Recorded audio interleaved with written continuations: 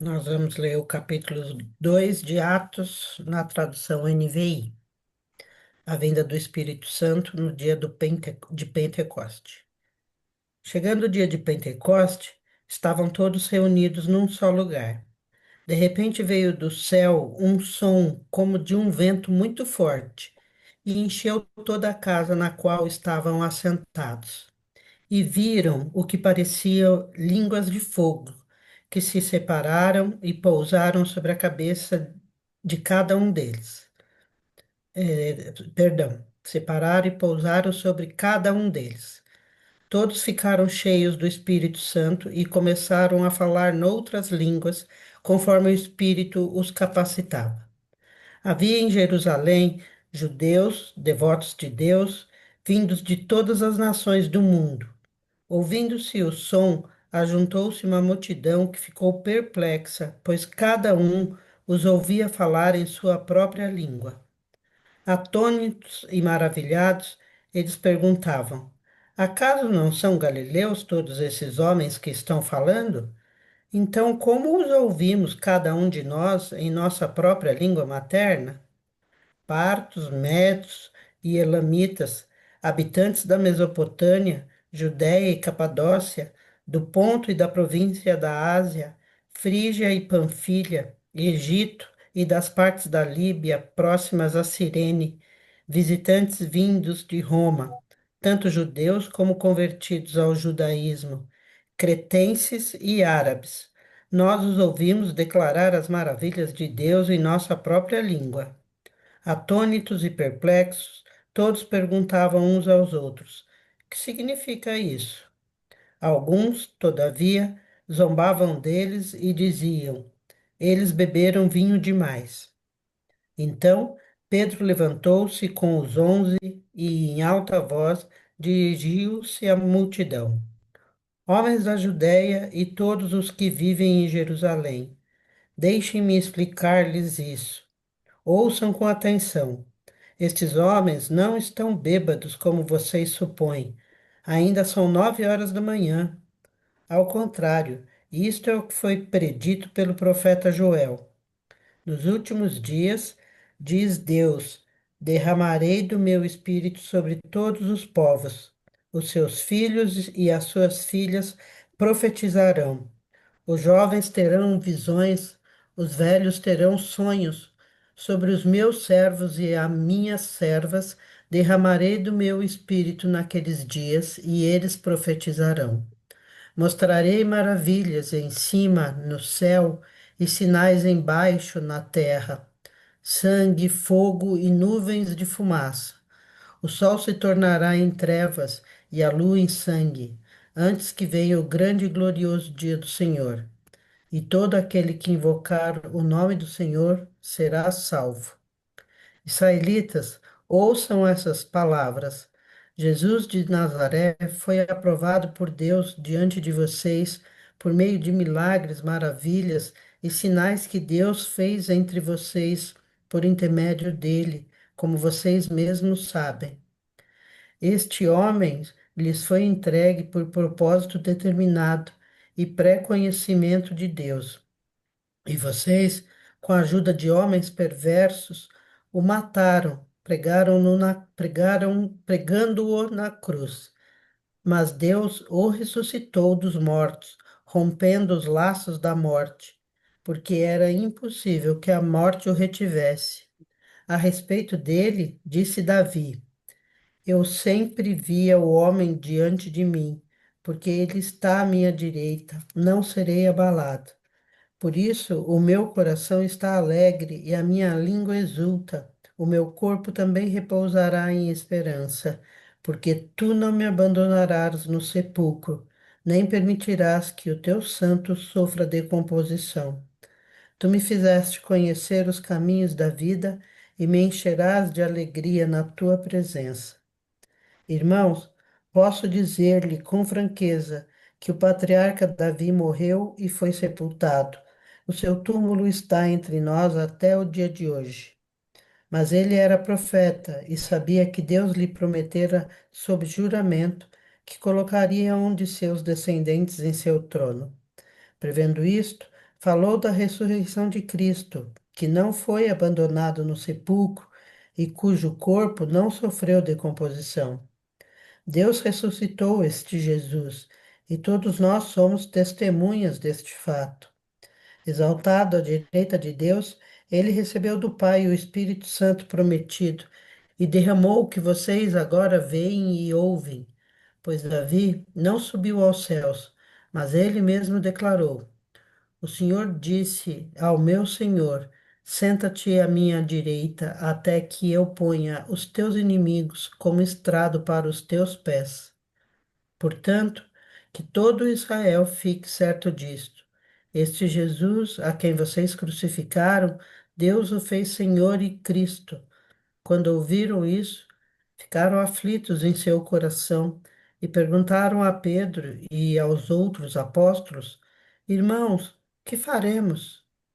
Pedro respondeu: Arrependam-se e cada um de vocês seja batizado em nome de Jesus Cristo para perdão dos seus pecados, e receberão o dom do Espírito Santo, pois a promessa é para vocês, para os seus filhos e para todos os que estão longe, para todos quantos o Senhor, o nosso Deus, chamar.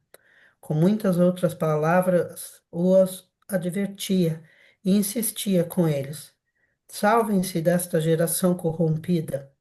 Os que aceitaram a mensagem foram batizados, e naquele dia houve um acréscimo de cerca de 3.000 pessoas.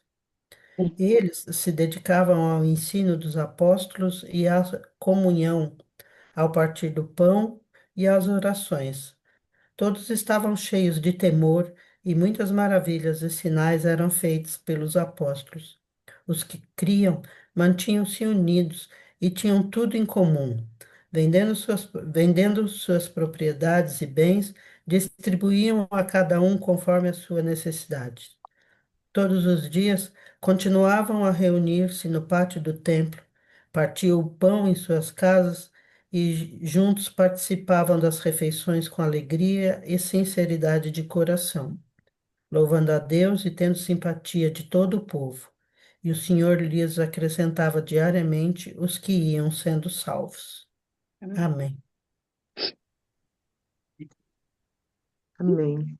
Bom, nós demos o título desse capítulo todo como a igreja. Vocês viram lá no nosso resumo? Se a gente olhasse para esse texto, o que que a gente poderia dizer que é a igreja?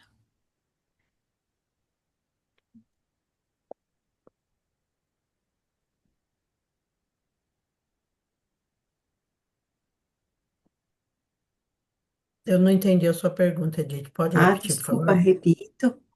Repito, sim, pois não. Lembrando da Dori falando, e eu falo para vocês. Né, nós demos como título desse capítulo lá no grupo, né, no resumo, né, a igreja. Ah, Então, o que que é a igreja, então? Primeiro capítulo nós vimos o que é o reino, né? E agora a igreja.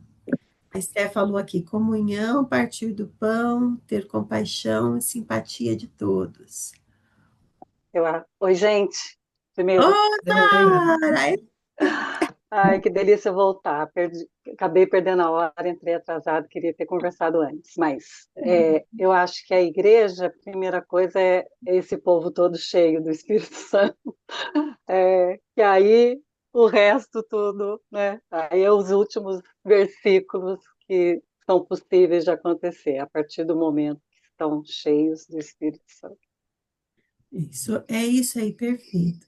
Porque o que vem depois da descida do Espírito Santo são os atos que os apóstolos têm para constituir o grupo, etc. Mas a igreja é um grupo de pessoas que receberam o Espírito Santo de Deus, né? Porque é o Espírito que, você vê que até enquanto eles estavam lá dentro do cenáculo fechados, aguardando que do alto eles recebessem poder, como Jesus falou que iria acontecer, Não tinha pregação, não tinha é, boas obras, não tinha partir de pão, não tinha generosidade, quer dizer, não que não tivesse entre eles, mas os atos da igreja não podem ser confundidos com o que é a igreja. Isso é muito importante. A gente, muita gente define a igreja hoje como grupo de pessoas que se reúne, ações sociais, a pregação expositiva da palavra, o louvor, e isso não é a igreja, né? A igreja é esse derramamento do Espírito Santo sobre as pessoas. Por isso que tem gente que fala assim: ah, eu sou a igreja onde eu vou. Não, você só é igreja quando você está cheio do Espírito Santo, não é onde você vai, E, é e se reúne com alguém. É, no poder do Espírito Santo, né? sim. E você pode até estar sozinho, mas não ficar, Uhum. permanecer sozinho. Você vai enviado pelo grupo, você fala em nome do grupo, não em nome Sim, da placa, né? Da placa lá, Igreja Batista do Morumbi, Igreja, Congregação Cristã de Guarulhos. Não, a gente fala por autoridade desses irmãos, daquilo que a gente recebeu, que é o Espírito Santo. Então, a descida do Espírito Santo é a igreja. E vocês percebem a conexão entre o reino e a igreja? O que nós vimos a semana passada que era o reino?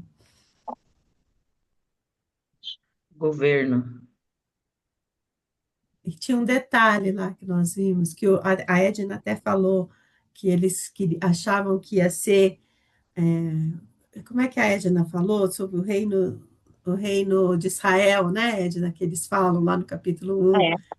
Jesus está falando do reino e ele fala, quando isso acontecerá com Israel, né? Porque eles estão Uhum. pensando num poder humano, né?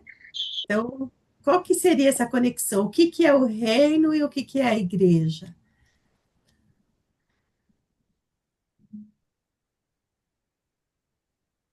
É o Espírito Santo que conecta, né? O Espírito Santo é a conexão entre os dois. Então, se a gente pudesse fazer a conexão, o Espírito Santo é a ação poderosa de Deus que conecta. Mas o que que é, então, o reino e o que que é a igreja? A igreja é o reino?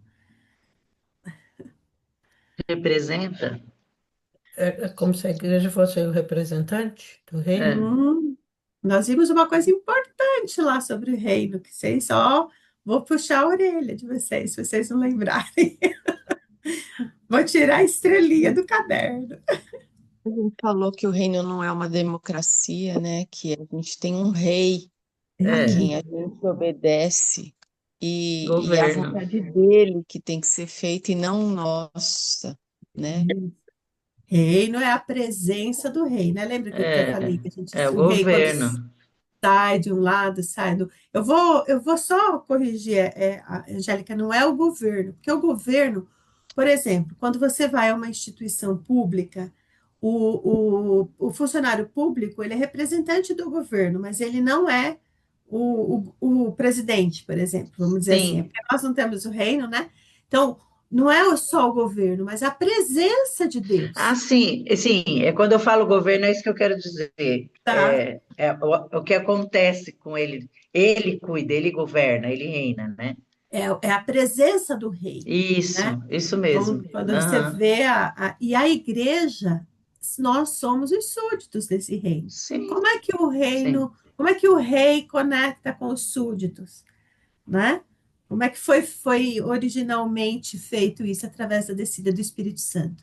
É a ação do Uhum. Espírito Santo que traz autoridade, que traz selo, que traz pertencimento, que traz poder, né, a ação. Por que que Pedro, covarde, que negou e que fugiu, agora ele já muda de figura? Fala, minha querida Edna. Então, eu vejo assim o Pentecoste, né, nessa formação da igreja, como uma forma, uma mudança da forma de Deus habitar no homem, né?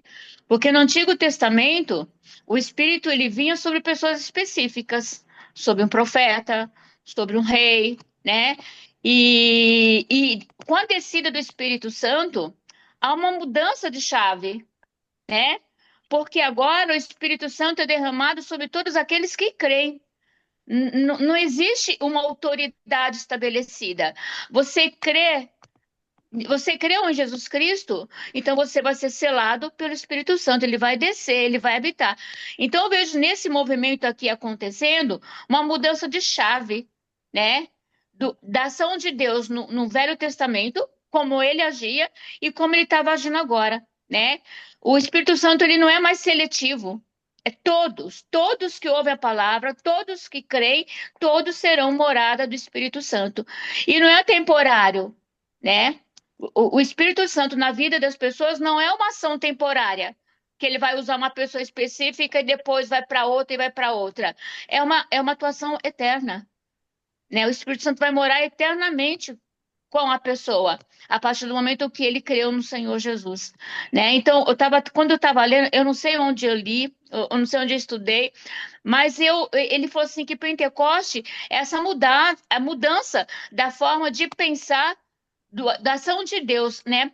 Cristo físico sai da história, né? E entra o Espírito Santo, né? Então é uma forma de falar assim, olha, então é que o pessoal fala assim que Atos não precisava ser Atos dos apóstolos, tinha que ser Atos do Espírito Santo, né? Porque é o Espírito Santo que vai agir nas pessoas agora. Não são os apóstolos vão ser usados, né, por Deus através do Espírito Santo para falar sobre Jesus Cristo, né? Mas é o Espírito Santo em todo o livro que vai determinar, por exemplo, as viagens de Paulo, né? Que vai determinar aqueles que seriam salvos, né? Pedro deixou de ser covarde, mas deixou de ser covarde por quê? Porque o Espírito Santo começou a habitar nele, né? E quando eu estava lendo isso, não sei onde, não sei com quem, mas eu achei interessante essa colocação que fez com relação a este capítulo de Atos dos Apóstolos. Amém. É, exatamente. A igreja é a presença do Espírito Santo. É isso que Jesus dizia quando ele falava: o reino de Deus é chegado. É chegado ao quê? Não é mais aquele lugar do templo, não é mais aquela liturgia fixa, não é mais, como a Edna disse, apenas por profetas, por sacerdotes, não, não é mais a tenda da aliança, não é mais a nuvem que protege de dia e nem o fogo, que eram coisas específicas, mas é chegado o reino porque ele constituiu um povo agora. E esse povo é constituído com a descida do Espírito Santo. Não existe igreja sem a presença do Espírito Santo. Não existe. Não existe. Né? A igreja é o poder do Espírito Santo que age através das pessoas e nós que somos os súditos.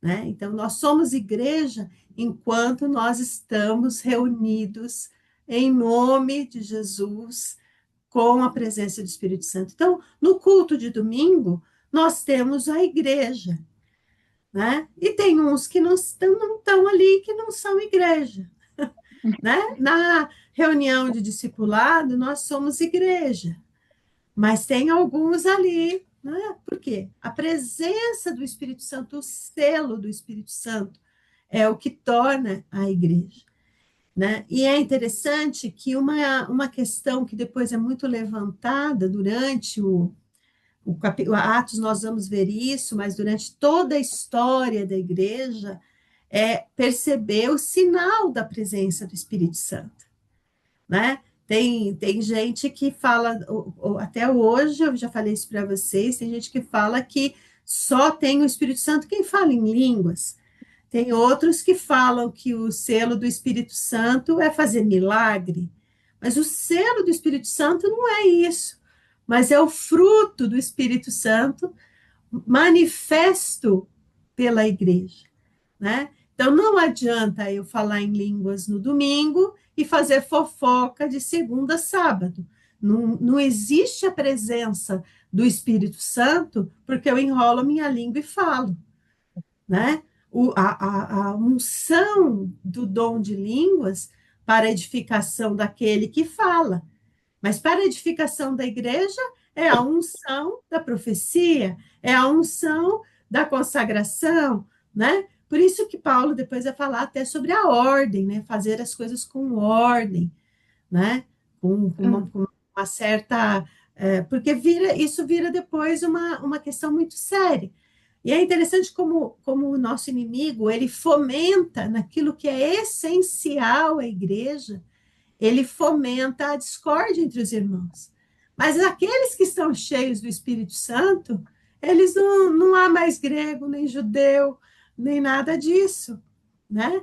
Então, tem que ficar muito claro para nós que nós somos igreja, porque nós somos templo do Espírito Santo, e ele habita em nós. E a partir da unção que nós recebemos do Espírito Santo, a gente produz o fruto é o fruto da eternidade, através do amor, da alegria, da paz, da bondade, benignidade, mansidão, paciência, né?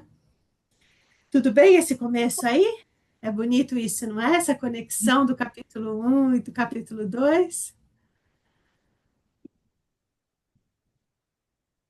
Eu me lembro uma vez que eu estava conversando com uma pessoa que fala em línguas, né? E eu estava conversando, ela falou assim, você fala em línguas? Eu falei assim, não. Não! Sabe, como fosse um espanto. Eu falei assim, não. Não é só esse. Dons que Deus deu a todos. Uns falam em línguas, outros profetizam, outros ministram, outros ensinam. Então, são vários dons. Mas aquela forma que ela falou, me falou, né? É uma forma de, eu falei assim, não, então você não é crente, porque você não faz isso que todo mundo prega, né? Isso é uma forma de você não estar produzindo o fruto do Espírito. Quando você tenta se agarrar a um dom, sendo que existe várias pessoas que têm vários dons e que trabalham na igreja, né? Aí a pessoa, não sei se ela mudou, mas sei que ela nunca mais me perguntou. Engraçado que dentre o fruto do Espírito Santo não existe falar em línguas, né? Os É. dons, eles são, por exemplo, dentro do fruto do Espírito Santo não existe o dom da cura, existe? Lá entre o fruto do Espírito Santo, cura, não? Tem pregação lá no fruto do Espírito Santo? Não, né? Por quê?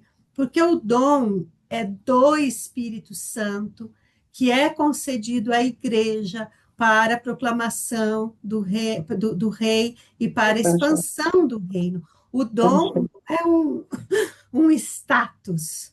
Ah, eu tenho o dom da pregação, olha como agora eu sou o máximo. Ou então, a irmã ora e cura. Então, a irmã é justamente onde há o poder do Espírito Santo que o diabo tenta fomentar essas mentiras, essas grandes mentiras. Mas aqueles que receberam do alto Espírito Santo e foram selados e têm arrependimento, você vê que a primeira coisa que Pedro fala aqui, aqueles que creram, é o quê? Arrependimento. Arrependam-se. Né? Aqueles que. O Espírito Santo faz isso conosco, mostra que nós não somos a última bolachinha do pacote. Né? Se a gente quer saber se o Espírito Santo está em nós, é quando a gente lê a Bíblia e se confronta com ela, e luta e bate contra esse velho homem, esse homem que quer fazer o que não deve, e a mente quer fazer o que deve, e é essa força, né, da mudança, essa dinâmica, e a partir dessa força da dinâmica, a gente expõe a palavra de Deus, a gente adora a Deus, a gente louva, a gente canta. Então, por isso que tudo isso a igreja faz. Mas se a igreja fizer tudo isso e não for pela força do Espírito Santo, ela não é igreja, ela é um show, ela é uma representação, uma caricatura do reino. O reino é a presença do rei. Isso é o reino. E a presença do rei nos seus súditos é o selo do Espírito Santo. Amém? Oi, Edith, uma coisa que chama bastante atenção nesse texto é que quando tem a descida do Espírito Santo, a forma, né, como ele eu acho que isso é uma coisa bem interessante, né? Línguas de fogo e tal. Eles passaram a falar em outras línguas, e não são as línguas, não são as línguas do dom de línguas, né? Porque eles falavam línguas que as outras pessoas entendiam, né? Então, eu acho isso tão interessante, porque às vezes a gente fica pensando que naquele momento eles ficaram falando só louvores a Deus. Estavam falando da grandeza de Deus, sim, mas eles falavam em línguas que os outros entendiam. E aí ele cita aqui várias, não sei se eu estou falando besteira, mas ele cita vários outros que estavam próximos ali, né, que estavam juntos deles e que falavam outras línguas. E eles começaram a dizer, mas como é que eu estou entendendo o que ele está falando, né? Eles não são galileus, eles não são pessoas, né, que nem estudo tinham. Como é que eu estou entendendo? Como é que ele está falando na minha própria língua? Então, eu acho isso muito interessante, porque eu já participei de momentos de louvor em que as pessoas falam em língua e você fica realmente assim maravilhada, porque você vê que eles estão louvando a Deus, mas você não entende, né, o que eles estão falando. E aqui não foi isso que aconteceu no Pentecostes, né? Eles falavam em outras línguas que eram entendidas pelas pessoas, né, de outras línguas. Não Foi isso que era, eles não quis era o dom entender. de línguas, língua dos anjos, vamos dizer assim, né? Não era a Como língua dos Paulo anjos, usaria. exatamente. É. E é bacana isso que você falou, Mara, que a lista que eles falam, olha para vocês verem como é interessante a posição de Israel, o momento que eles viviam, e a lista que ele coloca aqui. Vou ver se eu consigo mostrar para vocês um mapinha que eu achei. Vamos ver se eu consigo publicar. Vê se vocês estão enxergando aí. Depois eu passo até lá no grupo. Estão vendo o Então, mapinha? Sim. então, Aham.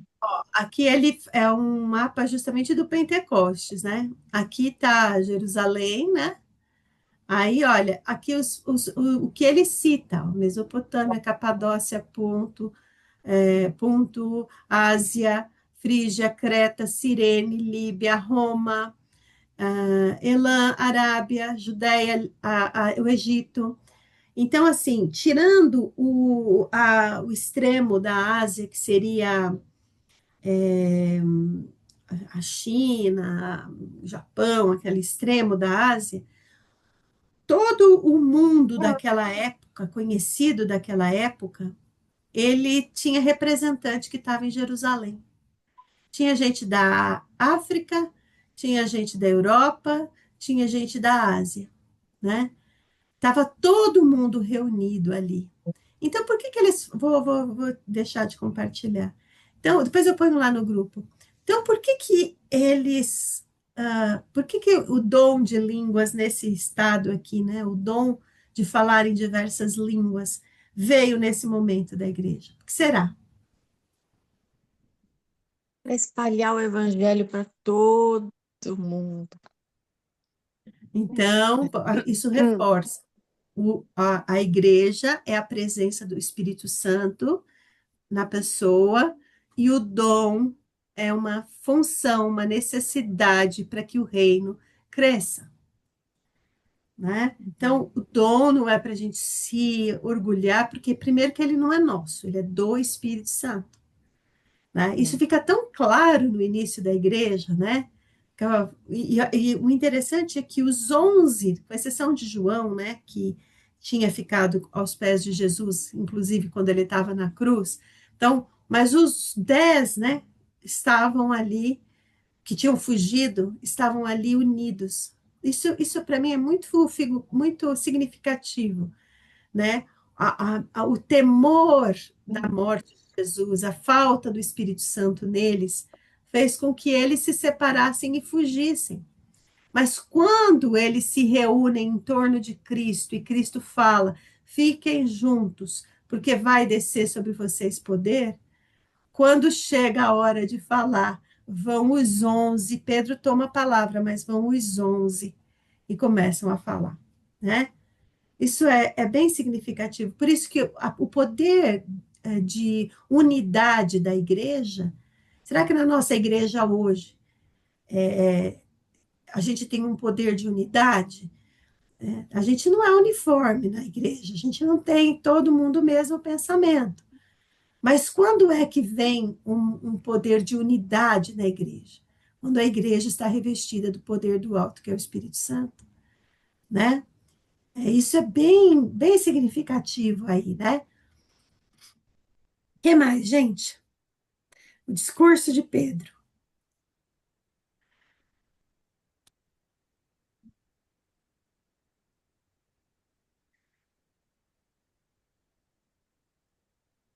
Veja aí Pedro sendo transformado, né? De covarde como ele era, né? De assustado, né? E ele passa a falar de coisas que estavam na profecia, né? Ele foi imbuído de uma autoridade que ele não sabia que tinha. Acho que ele deve ter ficado surpreso. Nossa, será que foi eu que fiz? Será que foi eu que falei, né? Às vezes a gente fala algumas coisas assim que a gente até se assusta, né? Porque a gente, se for por nós mesmos, nós não teríamos condições de falar, né? Mas eu vejo Pedro naquele momento que ele estava fazendo aquele discurso, uma surpresa. Porque o covarde da turma, aquele que fugiu, que negou, de repente aquele que estava tendo essa quantidade de informação que ele tinha, mas ele não tinha coragem de falar. Então, eu acho interessante assim, a coragem que vem do Espírito Santo para você poder falar, né? Ele te lembrar das coisas que você já conhece, que a gente já conhece, mas devido ao nosso modo, né, de não vou falar porque senão eu vou machucar, não vou falar senão eu vou ofender, né? Não posso falar isso eu não posso falar porque eles não vão querer. Naquele momento, todo esse medo de não falar porque poderia ofender alguém ou mesmo as autoridades, ele tem esse novo Pedro renasce, né? Naquele momento, e ele começa a falar de tudo, e ele fala das profecias, ele fala de Davi, ele fala que tudo está sendo se cumprido naquele momento. É interessante, a gente podia fazer um dia um estudo da vida de Pedro, né? As oscilações de Pedro no Evangelho, né? Porque Pedro tinha uma certa coragem, né? Um ímpeto de coragem, mas era uma coragem humana, né? Tanto que quando ele fala que vai morrer com Jesus e tira a espada lá, e Jesus dá aquela bronca nele, ali ele se acovarda, porque ele confiava na força do braço dele, né? Isso é uma questão também preciosa dentro da igreja. Será que a nossa liderança confia na força do próprio braço? Será que a igreja, os membros da igreja, continuam confiando na força do próprio braço? Esse é o Pedro antigo, né? Mas ele tem que ver a ressurreição de Jesus, né? Ele viu a morte, mas ele viu viu não, né? Ele soube da morte, mas a ressurreição de Cristo, ele viu o Cristo ressurreto. O final de João, Cristo fala para ele: Você me ama? E ele fala: Eu te amo, Senhor, né? Então ele fala: Então apacenta as minhas ovelhas. É aquela unção e ministração que Jesus deu para ele, que disse o que ia acontecer. Ele é seu pastor dessas ovelhas, né? Ele só assume essa posição de liderança quando sobre ele cai o Espírito Santo, né? E aí ele assume o papel, porque de todos ali, eram 120 pessoas que estavam ali reunidas, o poder desceu sobre elas, mas ele toma a frente, não mais com espada, mas ele toma a frente na própria representação, né, no próprio apostolado de Cristo nele, né? Enviado de Deus para reafirmar o que é o reino, o que é a pregação, né? Esse discurso de Pedro, a Edna falou muito bem, ele vai citar todo o repertório que ele tem do Antigo Testamento, né? Pela unção do Espírito Santo. É interessante essa dinâmica, né?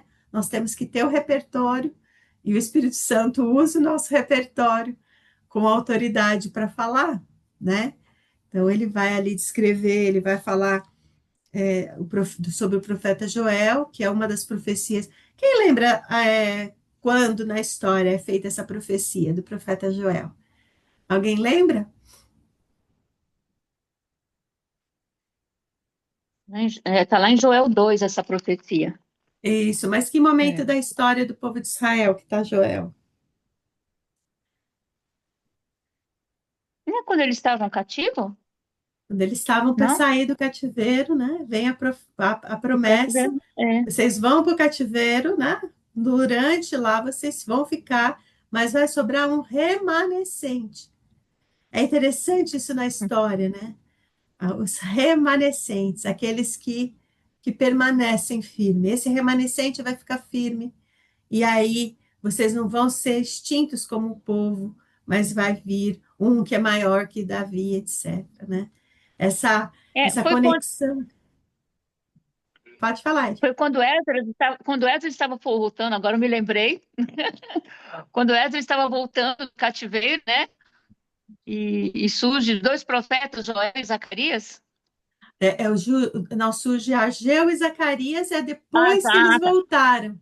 Ah, Ageu e tá certo, Zacarias. tá certo. Joel é quando eles vão voltar, nesse Isso. ímpeto, né? Hum, E essa questão mesmo dessa tá unção certo. vai descer sobre vós o Espírito. Joel, a gente já via isso. Isso nós estamos Uhum. falando de quase 500 antes de Cristo. Olha isso. Vai descer sobre todos vós o Espírito Santo. Aquilo que aconteceu foi o que, olha como Pedro faz essa conexão belíssima. Agora vai descer sobre todo o povo de língua, nação, e agora nós vamos ser um povo de Deus, né? Depois ele vai citar também, aí ele vai falar especificamente para os judeus, interessante que ele fala para todo mundo, e de repente ele vai, e você, povo de Israel, né? E você, povo de Israel, vocês sabem quem era, porque estava no meio de vocês, esse é o Cristo que veio, né? E vai falar também sobre a citação de Davi, né? Quando Deus faz a promessa a Davi, né? Nos profetas a gente lê a mesma profecia que foi dada a Davi, foi dada a vocês, né? E a profecia que foi dada a Davi é que não faltaria no trono de Davi um substituto e ele não morreria, né? E é bonito que quando Pedro faz essa conexão quando ele fala não era Davi, porque Davi morreu e até hoje quando a gente vai para Israel tem o túmulo de Davi lá, gente. Então Davi está morto, está enterrado ali, né? Mas o trono de Davi era um trono celestial. E quando a gente também, aí eu não sei se era o túmulo de verdade, o túmulo de Davi a gente sabe que era, porque ele era um rei, fica marcado na história, né? Então tá certo. Mas o túmulo de Jesus, eles levam a gente num túmulo daquela época e falam, ó, tá vazio, né? Mas a gente não crê porque vê um túmulo vazio, porque a gente nem tem certeza se aquele lugar era o lugar do túmulo mesmo, mas a gente crê porque veio o Espírito Santo sobre nós e nós também recebemos a mesma revelação que os apóstolos receberam. Cada uma de nós aqui recebeu em sua vida. Amém? Né? Falei muito rápido, eu estou falando muito rápido ultimamente. Por isso que ele fala, né? Ele fala: olha, o corpo de Davi está lá, nós conhecemos o seu túmulo, apodreceu. Então, que eternidade é essa, né? Mas o túmulo de Jesus não apodreceu, não permaneceu lá com o corpo, né? Porque foi para os céus. Bom, e aí? Quando as pessoas falaram, quando o Pedro falou, todo mundo acreditou? Como é que foi a coisa?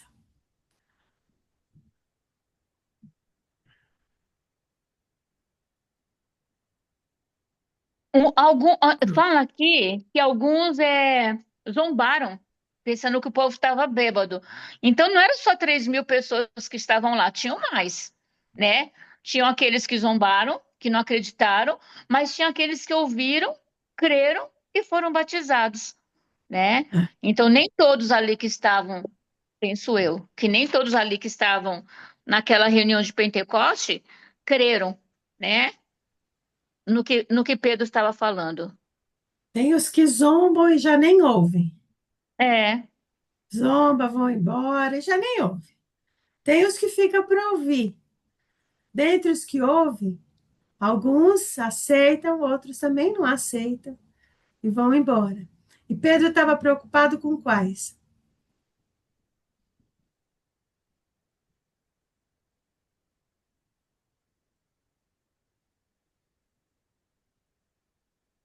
Está lá no, deixa eu ver, o versículo para facilitar para vocês. Essa promessa é para vocês, para seus 18. filhos. No 39, 39, No 38? 18, no 18 ainda. 18? Naqueles dias derramarei meu espírito até mesmo sobre servos e servas, e eles profetizarão. Perdão, Edna, a vista não me enganou. 38. Era isso que eu estava Ah, lendo. Eu acho que eu estava lendo. Portanto, saibam com certeza todos em Israel que esse Jesus que vocês crucificaram, Deus fez Senhor e Cristo. As palavras partiram o coração dos que ouviam, e eles perguntavam a Pedro e aos outros apóstolos: Irmãos, o que devemos fazer? E aí Pedro Aí responde no 38, é, vocês devem se arrepender para o perdão de seus pecados e cada um deve ser batizado em nome de Jesus Cristo. Então receberão a dádiva do Espírito Santo. Essa Isso aí. promessa é para vocês, para seus filhos e para todos que estão longe, isto é, para todos que forem chamados pelo Senhor nosso Deus. E Pedro continuou advertindo, pregando com insistência aos seus ouvintes: salvem-se dessa geração. Ali, se a gente quiser saber o que é a igreja, esse capítulo aí, ele já conta ele dá todos os spoilers. Davi, e tem hora para sair hoje.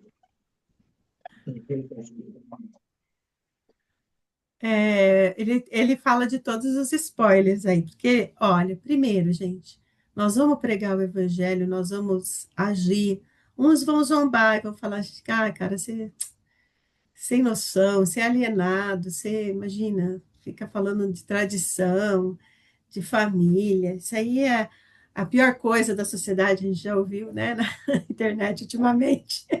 Ah, essa família branca, se for a família branca, então é a pior de todas, né? É a pior coisa da sociedade, esse seu tradicionalismo, essas suas regrinhas, isso aí nada. Esses são os zombadores. Mas tem outros que eles acham bonito e que eles vão sentar e vão parar para ouvir, né? E eles param para ouvir, você vai falando de Cristo, e muitos acham muito bonito, mas olha, não é bem para mim, né?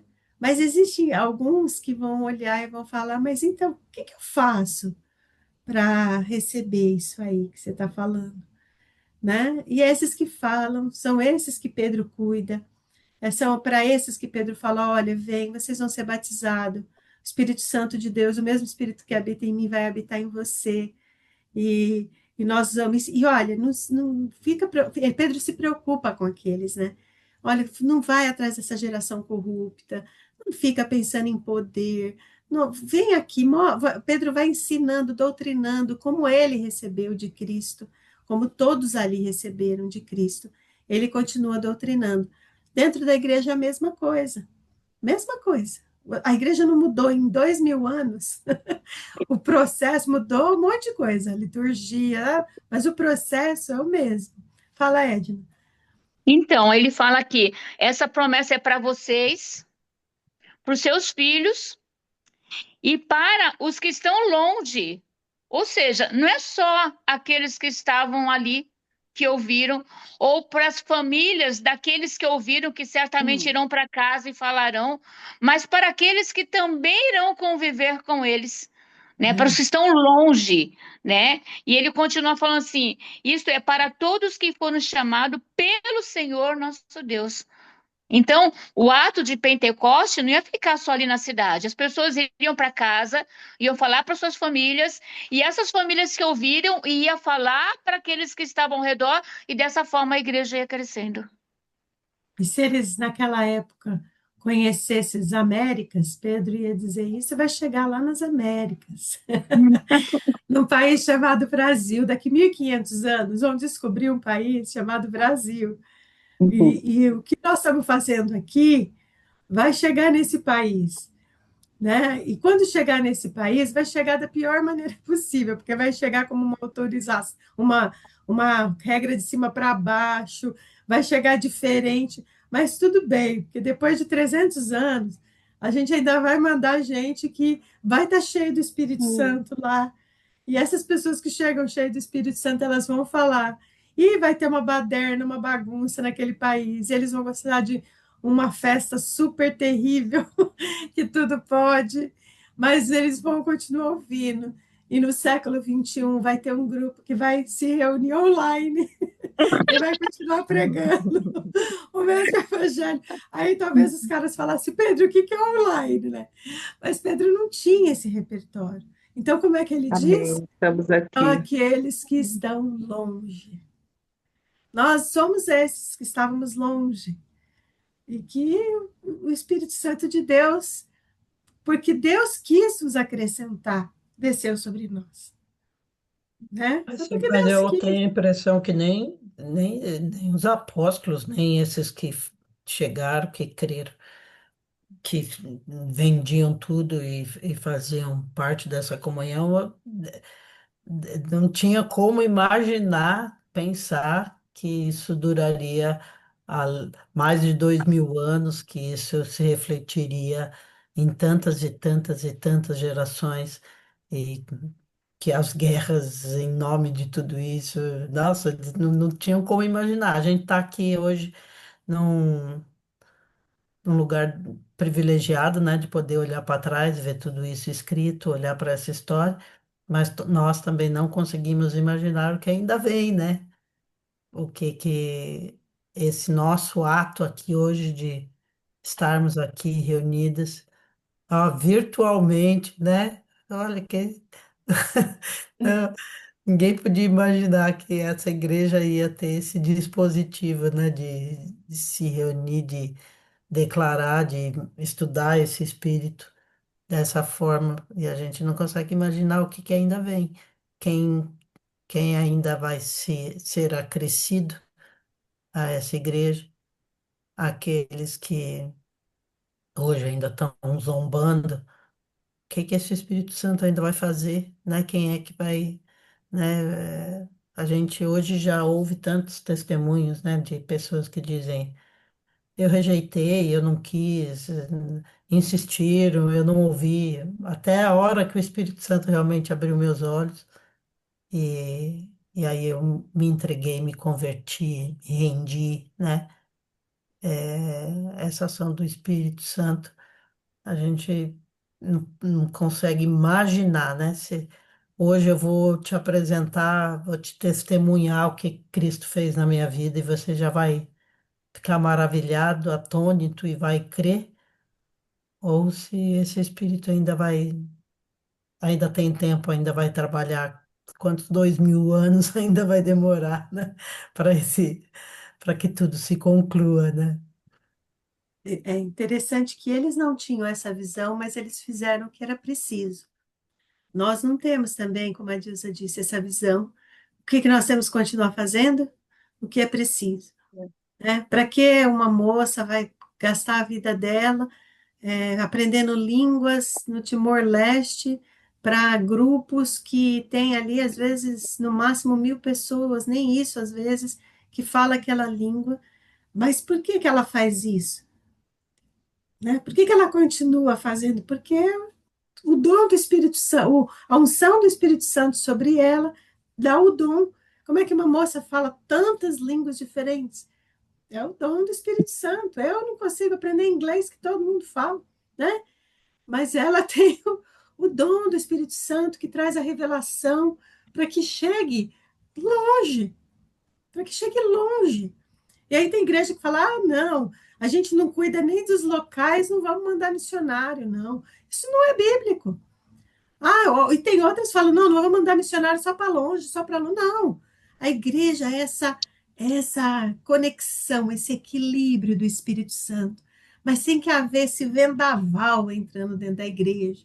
Tem que haver essa força, esse ímpeto, essa dinâmica do Espírito Santo.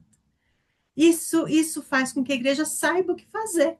A gente não sabe o futuro, a não ser que nós viveremos no céu eternamente. A gente sabe o futuro escatológico, que Deus permitiu que ficasse escrito para que a gente soubesse.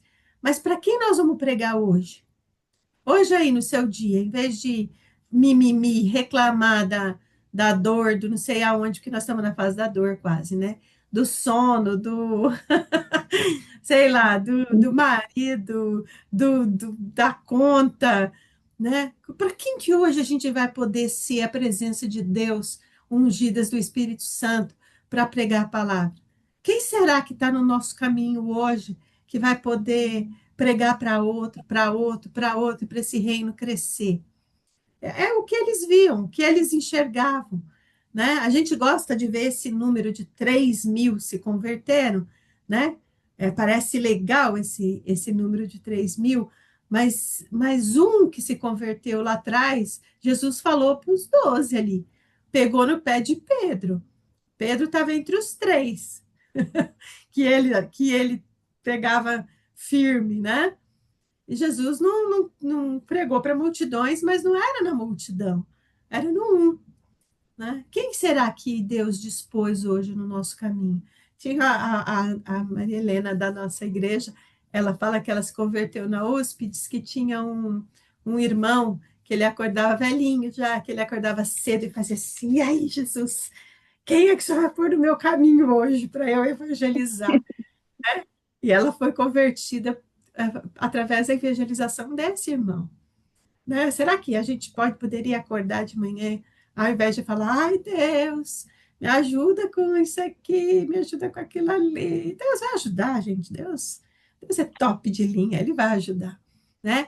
Mas será que a gente poderia acordar com esse mesmo coração e dizer, Senhor, quem é que no meu caminho? Deixa eu ficar atenta para ver quem é que no meu caminho, lá no mercado, lá no trabalho, né? Aonde eu vou poder falar do teu amor, falar da tua reconciliação, falar do que o Senhor fez na minha vida, né? Eu acho que é a diferença do ter o Espírito Santo e estar cheio do Espírito Santo, né? Assim, eu acho que eu tenho até vergonha, né, de dizer isso, né? Não tem, acho que essa coisa que a gente cai, né, nessa oração, né, que você não gasta tempo com Deus, que você não fica ali. Eu acho que é isso, é você não buscar estar cheio do Espírito Santo, por isso que tapa os ouvidos, né? Você não consegue entender que aquela pessoa está dependendo da sua palavra. Deus está colocando, não é à toa na sua vida, né? Eu, eu fico assim, quando li, reli, né, esse texto e vendo como que a igreja passou a se comportar, eu acho que eles achavam que Jesus ia voltar logo, assim, eu tenho isso na minha cabeça, por isso que eles, né, abriram mão de tudo e tal.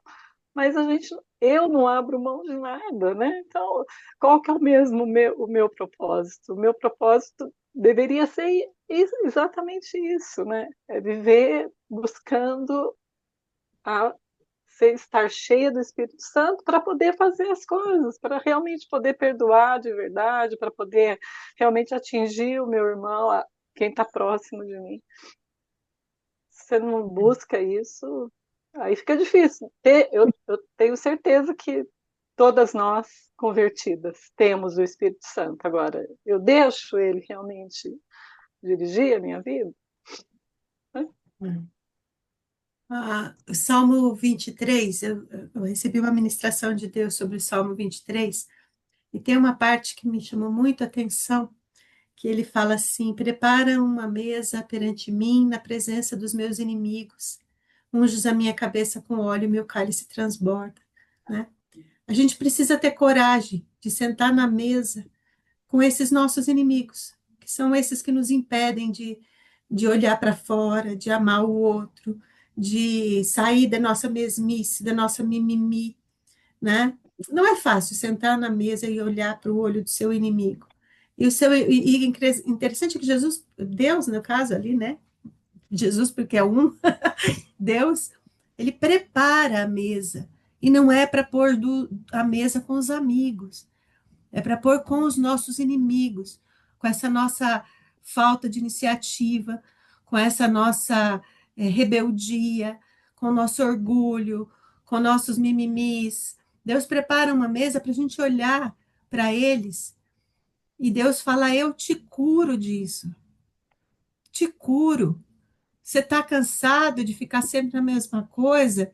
A cura na mesa que o Senhor prepara. Ele unge a nossa cabeça com óleo e cura a nossa mente, né? E quando nós somos curados por Jesus, o nosso cálice transborda. Não tem como uma pessoa curada por Deus, cheia da presença de Deus, não transbordar na vida dos outros. Não transbordar. O nosso cálice transborda, né? Eu fico sempre imaginando uma torre, assim, com vários cálices, né? Jesus é o cálice lá de cima, sobre ele veio e vai descendo. Essa igreja se construiu nesse transbordar do Espírito Santo.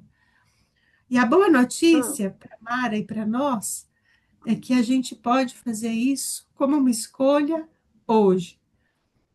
E de hoje para trás, tá tudo certo. Tá tudo certo. Não tem nada, não tem peso, não tem culpa, não tem nada. Tudo certo. Mas de hoje, qual que é a sua escolha hoje? Né? Hoje você vai poder sair dessa circunstância do mimimi. O diabo tenta falar: não, você não dá, olha o que você já fez. Ele tenta nos puxar para trás. Ah, você nunca pregou. Ah, você nunca fez isso. Por que você vai fazer isso agora? Né? Então, o que Jesus diz lá na cruz? Tá tudo certo. Tá beleza. Tá perdoado. Confessou? Abandonou. E hoje? O que você vai escolher fazer? Hoje você vai poder estar atenta no mercado, quando você for, na rua, quando você for fazer sua caminhada, na academia, aonde quer que você vá. Qual a sua escolha hoje? Que o nascer de um novo dia renova essa esperança. É um novo transbordar. E o Espírito Santo, a unção do Espírito Santo não acaba nunca. Ela é eterna, ela transborda sobre nós. Né? Basta hoje a gente fazer diferente do que a gente já fez, né? E no final do dia, a gente poder dizer: Senhor, obrigado, porque hoje foi um dia que valeu a pena ser vivido, né? Foi um dia que fez diferença para mim, porque eu pude acolher alguém que estava necessitado, porque eu pude demonstrar amor para alguém que precisava, porque eu pude ser a sua igreja, cheia do Espírito Santo, né? Então, essa é uma questão bacana. E aí, olha, isso que é legal, né? É, e a cada dia, o Senhor lhes acrescentava aqueles que iam sendo salvos. Às vezes a igreja está precisando do seu testemunho hoje. A igreja de Cristo está precisando, às vezes, do seu testemunho hoje, para que Deus acrescente aquele que hoje Ele quer acrescentar. Vocês já pararam para pensar que hoje, nessa terça-feira, muitas pessoas no mundo vão ouvir e muitas pessoas vão entender o que é Jesus, o que é o sacrifício de Cristo, o que é o reino de Deus, e elas vão começar essa caminhada? Hoje vai acontecer isso. Às vezes a gente pensa tanto do que é ruim, né? E hoje vai ter tanto assalto, vai ter gente que vai morrer de tiro, vai ter gente que. Mas também hoje vai ter aqueles que Deus vai acrescentar à igreja. A cada dia Deus ia acrescentando, né? Amém? Terminamos? Amém. Posso falar? É claro, pode sempre. Eu fico fazendo assim, uma reflexão sobre, desde quando nós começamos hoje o nosso estudo, né, sobre a ação do Espírito Santo, quando a Edith e outras irmãs disse, né, do falar em línguas, né, tudo. Então, o que hoje eu vejo é as pessoas buscar uma emoção, né, e deixar o Espírito Santo de lado. Porque quando o Espírito Santo, ele atua em nós, como atuou ali na vida daqueles que estavam buscando, a gente deixa de ser templo para ser igreja, né? Porque hoje o templo, eu acho muito mesquinho, porque você chega no templo e você teria que ser para você buscar poder Quando você chega em para casa. ser igreja, né?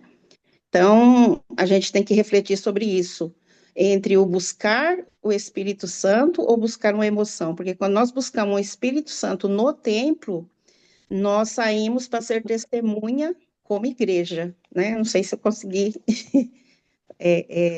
passar isso para vocês. Amém, é isso. É isso, as pessoas querem uma emoção, né? Uma validação. Ah, eu falo em línguas, olha, eu prego, olha, eu tenho dom de ensino. Isso é um contrassenso absurdo com o que é a presença do Espírito Santo. A presença do Espírito Santo, mas era assim, né, Cida? Jesus não disse que nas parábolas que Jesus fala sobre o reino, ele não fala que ia ser foi semeado o trigo, mas o inimigo veio e semeou o joio.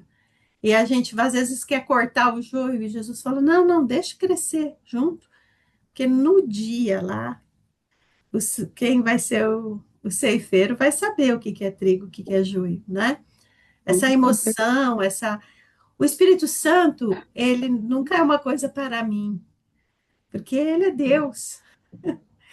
O Espírito Santo é a ação presente de Deus. A Trindade não é uma imitação. Quando eu falo que o reino é a presença de Deus, o Espírito Santo, a presença do Espírito Santo é o reino, né?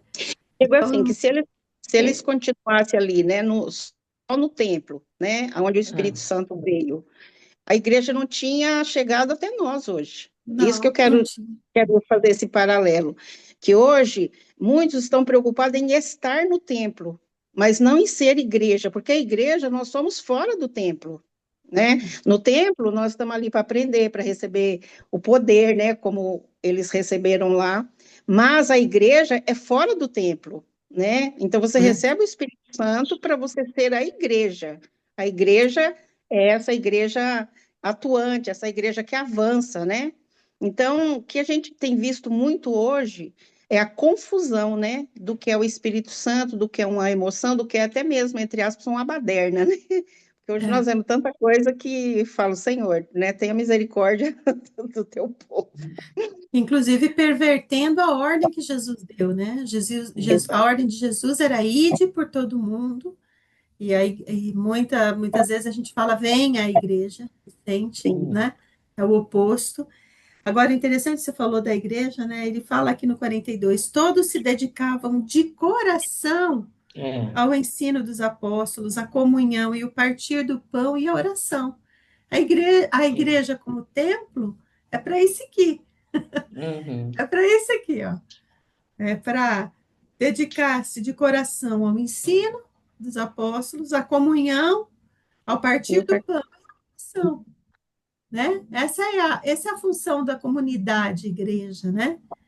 E depois recebiam ali e espalhavam na sociedade onde estavam.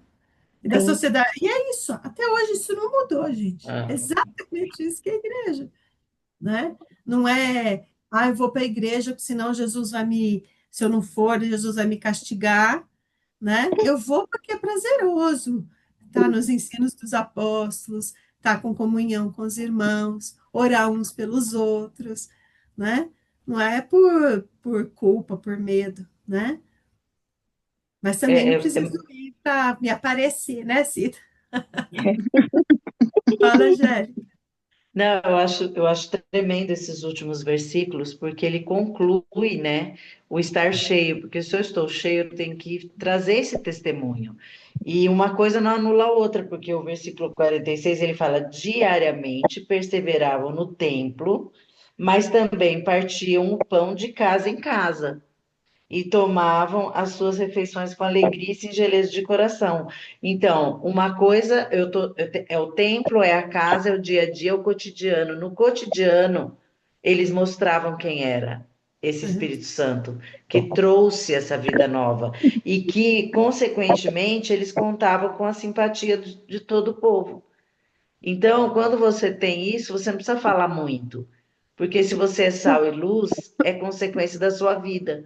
Então, aqui ele conclui dizendo: enquanto isso acrescentava o Senhor os que iam sendo salvos. Então, não precisa de força, não precisa de show, não precisa de forceps, né? A coisa acontece naturalmente. Então, eu acho que traz uma ideia assim de uma coisa assim que flui. É um cotidiano da sua vida que quando você está cheio do Espírito, ela flui.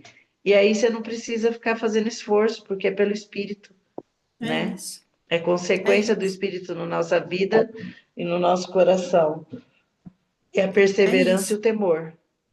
Na Porque ele igreja, fala, a gente eles vai tinham na, temor, é, temor e na igreja a perseverança. gente vai na comunidade para se apoiar, para aprender, para um ensinar o outro, para um orar pelo outro. E na vida, Deus vai usando e vai acrescentando, né, aqueles que vão se salvar, né? Exato. Eu gostei dessa palavra, Angélica, dessa fluidez do Espírito Santo, né? Vamos orar que nós já passamos 6 minutos do nosso horário. Viver na cronologia não é fácil. É... Elô, pode orar por nós, querida? Oro sim. Estou com o microfone aberto, tô. Tá. Senhor, nós queremos te agradecer, porque essa manhã passamos esse tempo juntas. Quero te agradecer porque fazemos parte desse reino. Amém, Senhor. Não porque merecemos, Senhor, mas porque a tua graça nos alcançou. Quero te agradecer pelo teu Espírito Santo que habita em nós, que Em habita nome em de cada Jesus, Pai. parte da tua igreja, Senhor. Muito obrigada porque o Espírito Santo nos dá poder, nos capacita Amém. para fazermos diferença. Eu te agradeço porque, apesar de sermos incapazes e covardes muitas vezes, Senhor, eu te agradeço pelo poder do Senhor que habita em nós. Que esse mesmo Espírito Santo, Senhor, que está conosco e em nós a cada momento, nos dê sensibilidade para entendermos, para olharmos para as oportunidades, para as situações que vivemos, e que a nossa vida, a nossa boca, o que falamos, o que fazemos, transborde o teu amor e transborde, Senhor. Aproveite cada oportunidade para falarmos de Jesus, para falarmos da ressurreição de Cristo, que é o motivo, Senhor, do nosso testemunho, Amém. que a gente possa demonstrar, falar e viver, Senhor, essa esperança que temos em Cristo. Amém. Capacita-nos, Senhor.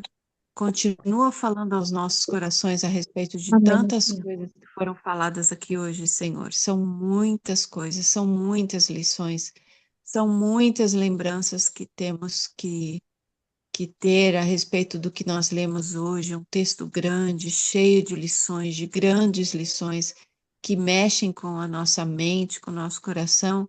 Que o Teu Espírito Santo continue a nos ensinar, a nos orientar, Amém. porque sem o Senhor não somos nada. Te agradeço por essa manhã e entrego, consagro ao Senhor o dia Amém. que cada uma vai ter aqui, Senhor.